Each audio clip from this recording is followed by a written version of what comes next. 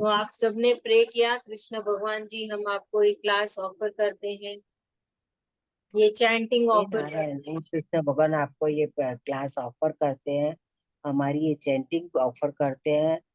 और आज का दिन हमारा सर्वोत्तम और सर्वश्रेष्ठ हो गया है, वो ऑफर करते हैं आपके आशीर्वाद से। आपके आशीर्वाद से हम सब जो भी कार्य करते हैं उसमें हमको सब में सफलताएं मिल रही है। नारायण कृष्ण भगवान जी, आपका रूम रूम से धन्यवाद है, धन्यवाद है। तो अभी किसे याद है कि कल क्या क्या प्रेयर्स बताया तुमने? सानवी, सानवी को याद है? मैम, हमारे कामों के बीच में हमें एक खाली श्लोका याद करनी होगी कृष्ण भगवान की। हमें उससे खाली हमें कृष्ण भगवान को मन से प्रे करना है श्लोका बोलकर। माधव,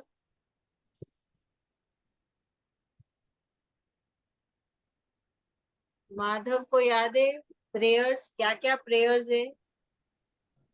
मैम कल मैं क्लास अटेंड नहीं किया था मैम। कल तो थे ना तुम? वॉइस नहीं क्लियर था मैम, कल वॉइस क्लियर नहीं था। ठीक है। सीमा बुआ, जय श्री कृष्णा बेटा। कैसे? कृष्ण बुआ, आपने कल बोला था जब भी कुछ भी कार्य करो तो वो सब कृष्ण भगवान को ही ऑफर करना है। फिर अपन खाना खा रहे हैं या कहीं बाहर जा रहे हैं तो भी अपने को कृष्ण भगवान को बोलना है, चलो मेरे साथ चलो, और मेरे साथ चल के भी पीछे से मेरे घर का ध्यान रखो, और मेरे हस्बैंड, मेरे बच्चे जो भी जहां भी है उन सबका भी आपको ही ध्यान रखना है। आपको हमेशा हमारे साथ रहना है, जैसे आप अर्जुन के साथ रहे थे सारथी बनकर, वैसे हमारे साथ भी रहो, और अपना हर कार्य उनको समर्पित कर दो। और जो वो कर रहे हैं उनको करने दो, वो जो करेंगे अपने लिए अच्छा करेंगे, उनसे कुछ मांगने की जरूरत नहीं है, सब अपने आप ही मिल जाएगा हमें।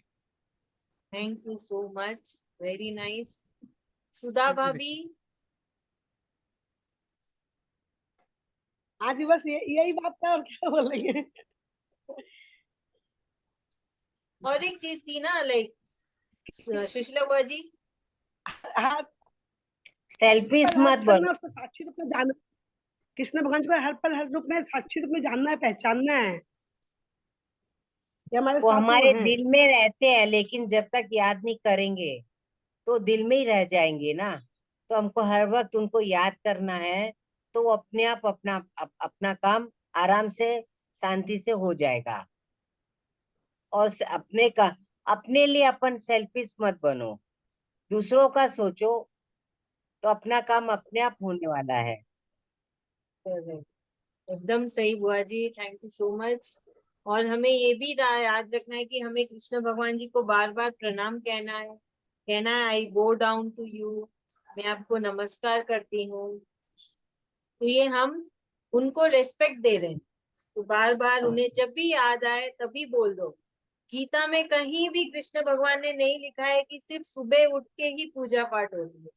उन्होंने कहा है 24 घंटे उनको याद करना है, हफ्ते में पूरे 7 दिन याद करना है, साल के पूरे 365 डेज उनको याद करना है, और पूरे जीवन भर उन्हें याद करना है। तो हमें इसलिए उनको बार बार जब भी याद आए बोलो, कृष्ण भगवान जी आपको प्रणाम किया, आपको सब कुछ ऑफर किया। तो ये यही है हमारा प्रेयर, और इसके अलावा और कोई प्रेयर नहीं है।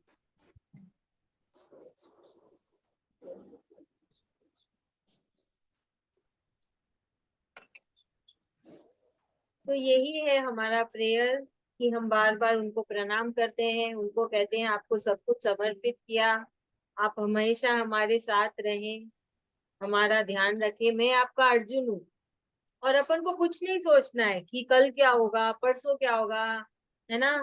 प्लानिंग चलती ना, वो प्लानिंग नहीं करनी है। जो टेंशन चलता है दिमाग में कि ना ये क्या होगा, वो क्या होगा, बच्चों की पढ़ाई कैसे होगी, बच्चों का फ्यूचर कैसे होगा, मेरा फ्यूचर क्या होगा, कुछ भी नहीं सोचना है। सारा टेंशन कृष्ण भगवान जी को दो। खुद को क्या करना है, सिर्फ कृष्ण भगवान जी को याद करना है, अपना रोजमर्रा का काम करना है। हमारा सिर्फ वही काम है, हमें टेंशन नहीं लेनी है। जैसे सानवी और माधव को नहीं सोचना है कि मैंने इतनी पढ़ाई की, मुझे कितने मार्क्स मिलेंगे। उनको सिर्फ पढ़ना है, उनको सिर्फ पढ़ना है। और हम जैसे बड़े लोगों को जो हम अडल्ट से अब हमारी पढ़ाई वढ़ाई कुछ होती नहीं है, हमारे टेंशन्स होते हैं, है ना, कि ये क्या होगा, वैसे क्या होगा, ये करने से क्या होगा, वो सब नहीं करना है। अगले हफ्ते मेरे यहाँ कोई गेस्ट आने वाला है, 1 महीने के बाद मैं कहीं जाने वाली हूँ, वो सब नहीं सोचना है। सिर्फ अपना काम करना है, रोज का काम करना है, कृष्ण भगवान जी को याद करते रहना है, बस वही है हमारा करना। वही कृष्ण भगवान जी पूरी गीता में बोलते हैं कि सिर्फ अपना कार्य करो, पूरा टेंशन मुझे दे दो। यही कृष्ण भगवान जी बार बार अलग अलग तरीके से समझाने की कोशिश कर रहे हैं, क्योंकि अगर आप महाभारत देखोगे, अर्जुन तो बिंदास रहता था, मस्त मौला, उसको कोई टेंशन नहीं होती। सारा टेंशन कौन लेके बैठा था? कृष्ण भगवान। श्री कृष्ण। जैसे भीष्म पितामह बोला, कल अगर कृष्ण भगवान ने हथियार नहीं उठाया तो मैं अर्जुन को मार दूंगा। कृष्ण भगवान जी को मालूम था भीष्म पितामह तो बहुत बड़े महारथी है, वो बोले हैं तो पक्का हो जाएगा। जबकि भीष्म पितामह भी कृष्ण भगवान के बहुत बड़े भक्त थे, तो वो अपने भक्त के वचन को झूठा नहीं जाने के लिए उन्होंने क्या किया, उन्होंने ना अस्त्र उठाए। और जब वो भीष्म पितामह ने ऐसा बोला, रात को कृष्ण भगवान को नींद नहीं आई, वो बोले जाके देखता हूँ अर्जुन क्या कर रहा है। जाके देखा तो अर्जुन तो खराटे मार रहा है, आराम से सो रहा है। तो वैसे हमें रहना है, हमें अर्जुन है, हम अर्जुन है, कृष्ण भगवान को सारा अपना टेंशन दे दो। जितने भी टेंशन है, कहीं रुपया अटका हुआ है, कहीं कोई जायदाद अटकी हुई है, कोई भी कितने टेंशन होते हैं ना, अलग अलग तरह के ना रोड़े होते हैं, अड़चन होती है, वो सब कुछ कृष्ण भगवान को दे दो। जो भी आता है बोलना ये आपको ऑफर किया, आपको ही ये सब का ध्यान रखना है, मुझे कुछ नहीं पता। और सच में ना दिल से दिमाग से कुछ नहीं होना चाहिए अंदर, क्योंकि याद रखना कृष्ण भगवान जी आपके अंदर है, उनको सब पता है आपके अंदर क्या चल रहा है। बाहर से आप कुछ भी दिखा दो दुनिया को, पर कृष्ण भगवान से कुछ नहीं छुपता है। तो हमें वैसा होना है, तो वैसा हो जाता है इंसान को अपने आप, वैसे है ना, वैसा नेचर आ जाता है। कैसे आता है? अगर आप चैंटिंग करते हो, आप जितनी गीता श्लोका की चैंटिंग करोगे, आप देखोगे कि जो कृष्ण भगवान चाहते हैं आप वैसे अपने आप धीरे धीरे होते जा रहे हो। तो उसके लिए एक बहुत ही सरल तरीका है कि गीता की चैंटिंग करो, कृष्ण भगवान जी सब कुछ खुद से कर दोगे। आप खुद सोचोगे 2-3 साल बाद कि अच्छा मैं ऐसे थी और अभी मैं इतनी बदल गई, कैसे हुआ ये चमत्कार, खुद को बड़ा आश्चर्य होगा। तो ये एक बहुत सही तरीका है, ये मेरा खुद का अपनाया हुआ है, मैंने खुद देखा है, अब मेरे पे खुद बीत रही है, इसलिए मैं आप सबको बता रही हूँ कि गीता की चैंटिंग करो। जो कृष्ण भगवान जी बोलते हैं इंसानों को जैसा होना चाहिए वैसा अपने आप हो जाता है, अगर हम गीता श्लोका की चैंटिंग करेंगे तो अभी हम श्लोका में आते हैं। कल हमने श्लोका किया था 3, 4, 5, 6। उसमें हमने देखे थे कि पांडवों की आर्मी में जो महारथी थे, सेनापति, बहुत बड़े बड़े महारथी थे, तो वो कौन थे? वो तो एक नाम थे। हमारे जीवन में उनका क्या कनेक्शन है? जो हमारे अंदर जो वृत्तियां हैं, जिससे कि जो सात्विक वृत्तियां हैं, जिससे कि सात्विक लक्ष्य पूरे होते हैं, तो वो सारे नाम ही सात्विक वृत्तियां हैं जो हमें हमारे सात्विक ना लक्ष्य को पूरे करने में हमारी मदद करती है। तो अभी दुर्योधन अपने सेनापतियों के नाम लेने वाले, तो वो कौन है? वो प्रवृत्तियां हैं तमसिक गुना लोगों के अंदर, जिनसे वो क्लेश करवाती है, जिनसे वो बुरे काम करवाती है। जैसे दुर्योधन तो अधर्मी था, दुर्योधन तो बुरा काम ही किया पूरे अपने जीवन में। तो वो है, हम उनको अपने जीवन से, अपने शरीर से उसको हम कैसे संबंधित कर सकते। तो पांडवों के जितने भी सेनापति थे, वो थे वृत्तियां जो सात्विक लोगों में पाई जाती है, जो सात्विक लक्ष्य रखते हैं। और जो दुर्योधन की सेनापति है, जो जितने भी नाम है, वो है प्रवृत्तियां जो तमसिक गुना लोगों के अंदर पाई जाती है, जो क्लेश करते हैं, जो गलत काम करते हैं। वो कितने भी गलत काम हो सकते हैं। तो ऐसे हम अपने आप को और गीता के हर एक श्लोका को अपन से, अपने आप से संबंधित कर सकते हैं। हम इसको अभी भी अपने आप से जोड़ सकते हैं। तो अभी हम श्लोका चैंटिंग करेंगे।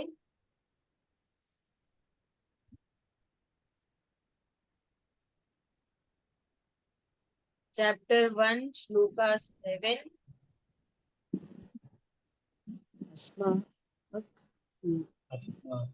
सानवी करें। Yes ma'am. आज श्लोक का 6 होगा ना, कल 5 तक हुआ था। कल 5 हुआ था। 6 तक कल 6 तक अच्छा, हो गया था। नहीं भाभी, कल 6 हो गया था। 6 हो गया था क्या? हमारा लाइट चले गए ना, ऐसे मालूम नहीं पड़ा।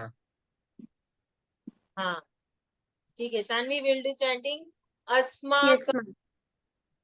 अस्माकं मैम। अस्माकं तु विशिष्टाये तु तु विशिष्टाय विशिष्टाये तानि बोध तानि तानि बोध द्विजोत्तम द्विजोतम नायका नायक मम सैन्यस्य मम सैन्यस्य संज्ञार्थम् संज्ञार्थं तान् ब्रवीमि ते। तान् ब्रवीमि। श्लोका 8। भवान् भीष्मश्च भवान् भीष्मश्च कर्णश्च भीष्मश्च कृपश्च कृपश्च समितिं जयः समितिं जयः अश्वत्थामा अश्वत्थामा विकर्णश्च विकर्णश्च सौमदत्तिस्त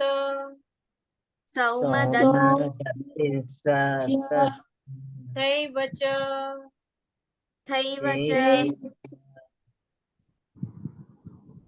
श्लोका 9। अन्य च अन्य च बहवः बहवः शूरा शूरा मदर्थे मदर्थे त्यक्त त्यक्त जीविताः जीविताः नानाशस्त्र नानाशस्त्र प्रहरणाः प्रहरणाः सर्वे सर्वे युद्ध युद्ध विशारदाः। विशारदाः। Thank you. सो अभी मीनिंग श्लोका 7। तो अभी दुर्योधन अपने गुरु द्रोणाचार्य जी से बात कर रहा है। उसने अभी इसके पहले पांडवों के साइड में जो सेनापति थे उनका नाम लिया था, और अभी वो बता रहा है, द्रोणाचार्य जी को बोल रहा है कि हमारे साइड भी बहुत महान सेनापति है, हमारे मतलब कौरवा साइड जी। तो मैं अभी उन सबके नाम बोलूंगा। तो ये ऐसे दुर्योधन क्यों बोल रहा है, ऐसे क्यों वो है ना रिएक्ट कर रहा है? क्योंकि दुर्योधन को अच्छा नहीं लग रहा है कि पांडवों ने इतनी अच्छी सेना खड़ी कर ली, पांडवों को कोई और भी सपोर्ट करने आया है, दूसरे राजा लोग भी आए हैं, उससे दुर्योधन को खुशी नहीं हो रही। जबकि दुर्योधन के पास बहुत बड़ी सेना थी, उसकी खुद की सेना, उसको सपोर्ट करने के लिए बहुत जन आए थे, कृष्ण भगवान जी की सेना, फिर भी दुर्योधन को बिल्कुल भी अच्छा नहीं लगा। तो ये ऐसी सिचुएशन हमारी जिंदगी में भी आती है, जब है ना हम किसी से जलन करते हैं और हमें अच्छा नहीं लगता है कि कोई कुछ कर पा रहा है। ये बहुत कॉमन है, ये बहुत ही आम फीलिंग होती है, सिचुएशन होती है, नेचर होता है इंसान का, है ना। इंसान का अगर आप महान योगी बन जाओ तब तो आपके अंदर ऐसी कोई भी विचार नहीं आता, पर हम सब एक आम इंसान, तो ये बहुत आम है कि हम किससे जल रहे हैं, किसी की उन्नति से हमको ना तकलीफ हो रही है। तो सेम ये दुर्योधन है, जो उसको अच्छा नहीं लग रहा, पांडवों ने ना सेना खड़ी कर ली, उनके पास भी सेनापति है 5 भाइयों के अलावा। अब वो खुद को अब वो खुद को समझा रहा है, असल में वो द्रोणाचार्य जी को तो एक ले लिया ना, पर असल में वो खुद को समझा रहा है कि मेरे पास भी बहुत अच्छे अच्छे सेनापति है, जो बहुत महारथी है, जिन्होंने बहुत बड़े बड़े है ना जंग जीते हैं। तो वो असल में खुद को समझा रहा है। हम भी कभी कभी ऐसा होता है ना, खुद को समझाते हैं, किसी और को बोल रहे हैं, पर असल में हम खुद को ही समझा रहे हैं कि सब ठीक है, हाँ ना, अपने पास भी बहुत कुछ है। तो यही है सिचुएशन ना दुर्योधन की, कि वो अंदर से उसको अच्छा नहीं लग रहा, वो खुद का है ना, खुद का मनोबल को वो ना बैलेंस करने की कोशिश कर रहा है कि मेरे पास भी महारथी है, मैं नहीं हारूंगा, मैं जीतूंगा ये युद्ध, क्योंकि ये युद्ध जो भी जीतेगा वो पूरे धरती का राजा बनेगा, उसको बहुत सारी धन दौलत मिलेगी, संपत्ति मिलेगी, राज्य मिलेगा, उसका नाम होगा, उसका जना शौर्य बढ़ेगा। तो इसलिए दुर्योधन को बहुत, उसके अंदर बहुत सारी उथल पुथल हो रही है और उसको कुछ भी अच्छा नहीं लग रहा पांडवों को देख के। तो ये है shloka 7। Madhav, come on explain.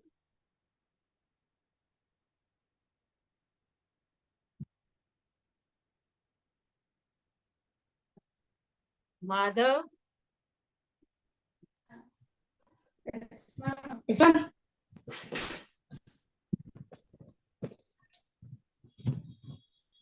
Let not be selfish, ma'am. Okay, explain the श्लो, ये अभी श्लोका जो है उसको एक्सप्लेन करो। I have to say sloka, ma'am. Meaning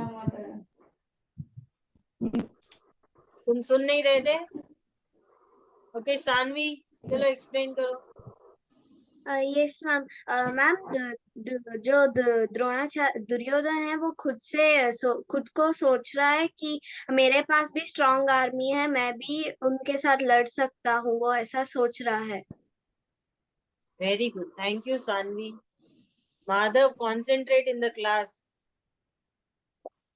अभी श्लोका 8 का मीनिंग, अब दुर्योधन अपने सारे सेनापति महारथियों का नाम ले रहा है इस श्लोका में। वो बोल रहा है कि आपके जैसे महारथी, जो कि द्रोणाचार्य जी उनके गुरु हैं, भीष्म पितामह जो उनके है ना ग्रेट ग्रेट ग्रैंडफादर है, मतलब परदादा जी, फिर करण, करण जो पांडवों का हाफ ब्रदर है, कृपा, अश्वत्थामा, विकर्ण, गुरीश्वर, ये सब इसको दुर्योधन के सपोर्ट के लिए यहाँ पे आए हैं, और सब एक से बढ़ के एक महारथी है, जो जिन इन लोगों ने जितनी भी जंग लड़ी है सब में इन्होंने विजय प्राप्त की है। तो दुर्योधन असल में खुद को तसल्ली दे रहा है, सहानुभूति दे रहा है कि मेरे पास भी बहुत बड़े बड़े महारथी है, और वो उन सब का नाम ले रहा है। जबकि द्रोणाचार्य जी को मालूम है, द्रोणाचार्य जी को भी दिख रहा है कि हाँ ये सारे महारथी है, पर ये दुर्योधन अपने आप को तसल्ली दे रहा है, और उस तसल्ली में वो इन सब महारथियों के नाम ले रहा है। तो इंग्लिश में इसको बोलते हैं एंजाइटी। दुर्योधन का अभी जो है एंजाइटी लेवल बहुत हाई हो गया, वो डर गया पांडवों को देख के कि मैं कहीं हार ना जाऊं, उसको जलन भी हो रही है। तो बहुत सारी उसके अंदर है ना फीलिंग्स आ रही है, जलन की भी, एंजाइटी भी, डर भी लग रहा है, अच्छा भी नहीं लग रहा है, सब कुछ दुर्योधन के अंदर नेगेटिव फीलिंग्स आ रही है, कुछ भी अच्छी फीलिंग्स नहीं आ रही। तो ये है दुर्योधन। और आज की जिंदगी में अगर कोई दुर्योधन है तो वो तमोगुना वाला, जिनमें ऐसी सोच होती है, ऐसे विचार होते हैं, जिनके अंदर ऐसे फीलिंग्स आती हैं। तो सुशीला बुआ जी,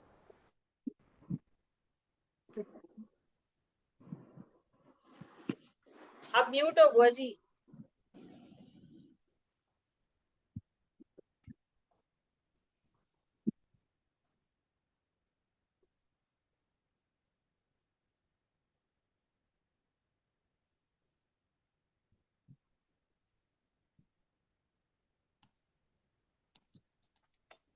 हुआ।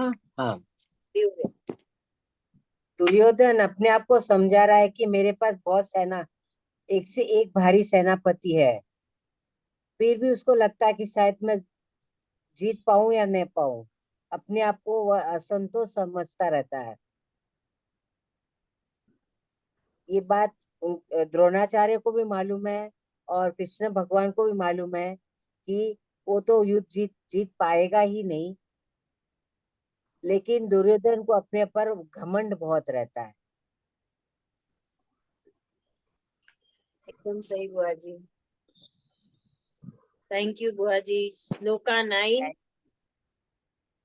तो दुर्योधन कह रहा है अपने गुरु द्रोणाचार्य जी को, वो अब उसके अंदर अब घमंड आ रहा। अब इस श्लोका में दुर्योधन का साफ साफ दिख रहा है कि उसमें बहुत घमंड है। वो बोल रहा है अपने गुरु को कि ये सारे महारथी मरने के लिए आए, मेरे लिए मरने के लिए। क्योंकि सबको मालूम है जंग में कुछ भी हो सकता है, मर भी सकते हैं, वापस जिंदा भी लौट सकते हैं, और सब एक से बढ़ के एक महारथी उस वक्त के। तो अब उसको उसकी बातों से घमंड झलक रहा है कि ये सारे महारथी मेरे लिए मरने हैं। और वो बोल रहा है कि ये सारे एक से बढ़ के एक है ना, निर्गुण है। ये अपने अपने अस्त्र शस्त्र में पूरे निपुण हैं, फिर भी वो मेरे लिए लड़ने की बात। तो उसमें बहुत ज्यादा एरोगेंस दिख रहा है इस श्लोका में। दुर्योधन जिस तरीके से बात कर रहा है, इसमें बहुत घमंड है। जबकि गीता में भगवान ने पूरी गीता में यही कहा है कि घमंड तो करना ही नहीं है।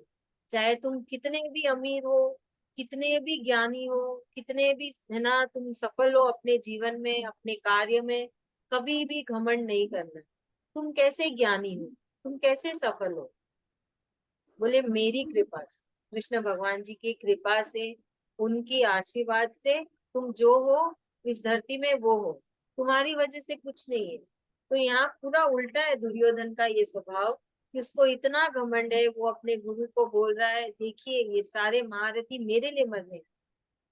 तो ऐसा दुर्योधन का स्वभाव है। तो गीता में कौरवा को कहा गया है अधर्म और पांडवों को कहा गया है धर्म। तो इसलिए कृष्ण भगवान जी ने धर्म का साइड लिया, अधर्म का साइड नहीं लिया। तो ये आता है चैप्टर 4 में, जब कृष्ण भगवान जी कहते हैं कि जब जब धरती में अधर्म बढ़ेगा, मैं तब तब इस धरती में अलग अलग रूप में आऊंगा धर्म और अधर्म को बैलेंस करने के लिए। उन्होंने कभी नहीं कहा कि अधर्म खत्म हो जाएगा, क्योंकि उन्होंने ये सृष्टि ऐसे बनाई है जहाँ पे दोनों साथ साथ चलते हैं। जैसे इंग्लिश में बोलते हैं डुअलिटी, जैसे हमारे दिन रात है ना, ठंड गर्मी, वैसे ही धर्म और अधर्म दोनों साथ साथ चलेंगे। कुछ भी अगर अधर्म बहुत ज्यादा होता है तो कृष्ण भगवान आते हैं अधर्म को कम करने के लिए, ताकि धर्म और अधर्म दोनों साथ चल सके। तो जब हमारे जीवन में भी उतार चढ़ाव आए तो हमें अपने आप को संभालना चाहिए, समझाना चाहिए कि जैसे खुशी आई थी वैसे गम आया है, जैसे खुशी चली गई वैसे गम भी चला जाए। और कभी भी घमंड नहीं करना चाहिए। जैसे दुर्योधन में इतना ज्यादा घमंड हो गया था कि उसका अंत का कारण वो खुद ही था। उसको तो सब कुछ मिल गया था, पर उसकी जो चाह थी वो खत्म ही नहीं हो रही थी, बढ़ती जा रही थी। और उस इतनी चाह बढ़ गई कि महाभारत हो गया और वो खत्म हो गया। तो इस श्लोका में दुर्योधन का घमंड साफ साफ झलक रहा है, जो वो अपने गुरु के सामने बोल रहा है इस तरीके से। तो इसका देखिए दुर्योधन का स्वभाव, वो अपने गुरु से भी अच्छे से बात नहीं कर रहा है, इतने घमंड तरीके से बात कर रहा है, इतने ओछे तरीके से बात कर रहा है। ठीक है, अभी कौन समझाएगा? सुधा भाभी हाँ जी।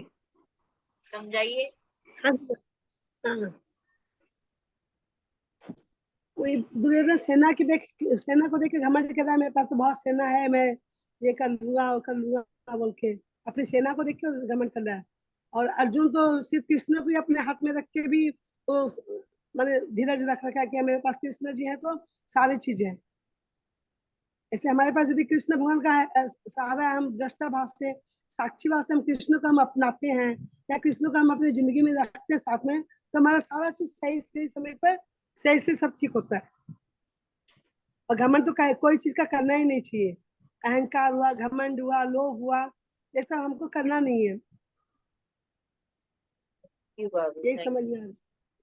थैंक यू बाबू। तो हमें जो मनुष्य जीवन मिला है उसका क्या हाँ जी। लक्ष्य है? अगर कोई भी आम इंसान को पूछे तो तुम्हारा लक्ष्य क्या है, गोल क्या है, तो जैसे स्टूडेंट परमात्मा थे की वो लोग बोलेंगे हाँ भाभी। परमात्मा की प्राप्ति करना। हाँ, असल में तो वही लक्ष्य होना चाहिए कि परमात्मा की प्राप्ति हो, कृष्ण भगवान जी हाँ मिल जाए।